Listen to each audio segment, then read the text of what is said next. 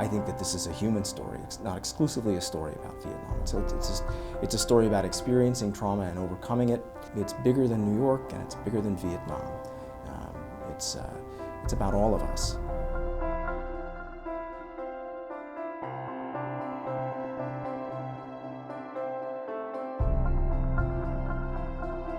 I discovered that there are about 80,000 New York City Vietnam-era veterans. And if those men and women were an immigrant group, they'd be the 9th largest immigrant group in the city. This indicated to me that there was a powerful story to be told here about identity and experience that was left out of the historical record. First off, I'm looking for great storytellers. I have the luxury of some time and the ability to find people who like Joan Fury or Tony Wallace or Neil Kenny who really can tell a story.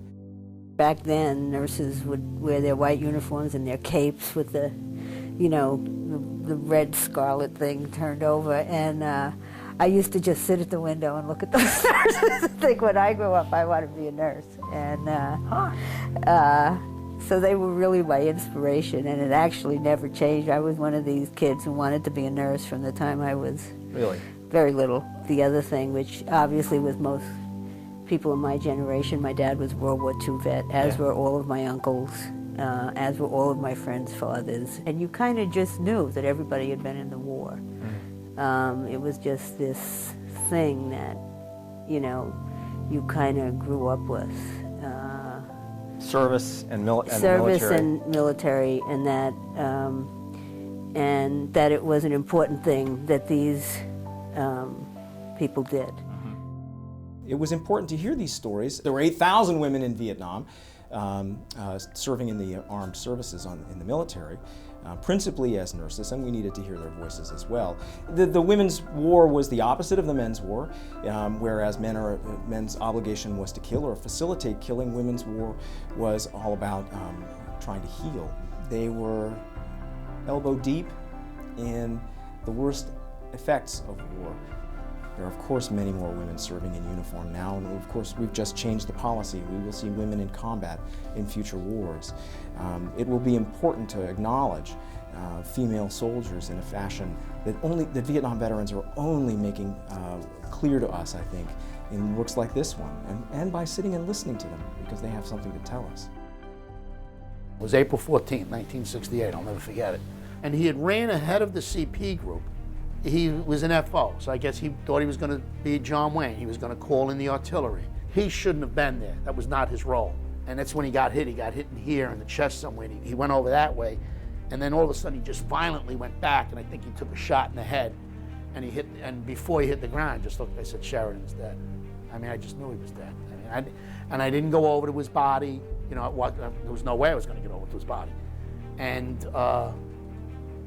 that always bothered me. And we came back to thing, and the first guy at the gate, when we came in through the gate, was the chaplain. And he was standing there on these sandbags. Oh, they filmed it on, you guys incredible going, and he was trying to, like, I realize now he was trying to be encouraging and give words of comfort or something. And I looked at the guy and I was like, why? You know, why? And he didn't have an answer for me. I left my religion on that hill. I have never gone back to it. By the 1970s and 80s, people wanted to put this war behind them. They didn't want to hear those stories. They'd heard enough. It was a long war, 58,000 dead. So by the time Joe was coming home and Tony Wallace and Neil Kenny, they were told to put it in a sock and put it aside. Go on and grow up. It was what they were told. They were not accepted at VFW halls and other organizations that were dedicated to serving veterans, so that they couldn't find any place, any outlet for these kinds of emotions and these kinds of stories. As a result, they turned around and built organizations that would serve them. And of course, it's well known that the diagnosis of post-traumatic stress disorder comes out of the work of Vietnam veterans and psychiatrists who are sympathetic and empathetic. There are lessons to be learned for the newer generation of men and women. It's actually relatively simple. If you're struggling, find a community, make a community. Let people know you, let people hear your story. That's what happens to these men. The men and women who succeed and do well are the people who are open to sharing their experiences. One of the things that veterans tend to do is believe that nobody will ever understand them again. I don't think it's true. Perhaps it is true in some instances. But as a whole, I think with effort, with time, with a little patience, if these men and women let people know what they've been through, they'll do better in the long run. There are lots of communities out there that are now willing and available to help the returning veterans, including at places like my school, Brooklyn College, where we have a veteran service office, and there are others at Queens College and LaGuardia Community College, and people should take advantage of those kinds of institutions. They matter.